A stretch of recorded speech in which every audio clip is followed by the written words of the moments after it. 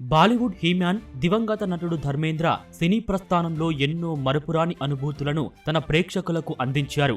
65 ఏళ్ల పాటు చిత్ర పరిశ్రమలో వెలుగొందారు. అంతేకాదు రాజకీయాల్లో ప్రవేశించి తనదైన శైలిలో ప్రజలకు సేవ చేశారు. అయితే అయిష్టంగానే రాజకీయాల్లోకి వచ్చానని ఎన్నోసార్లు చెప్పారు.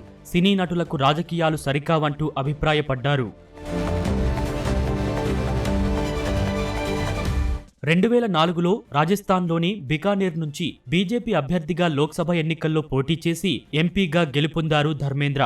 దాదాపు 60,000 ఓట్ల తేడాతో ప్రత్యర్థిని ఓడించారు. కానీ ఓ ఇంటర్వ్యూలో రాజకీయాలపై తన నిరాశను వ్యక్తం చేశారు. 2010లో బహిరంగ కార్యక్రమంలోనే రాజకీయ ప్రవేశంపై పశ్చాత్తాపం చెందారు. రాజకీయాల్లో తనకు ఊపిరి ఆడట్లేదని భావోద్వేగానికి లోనయ్యారు. రోజూ వాష్రూంలోకి వెళ్లి అద్దం ముందు తల బాదుకునే వాడినని చెప్పుకొచ్చారు.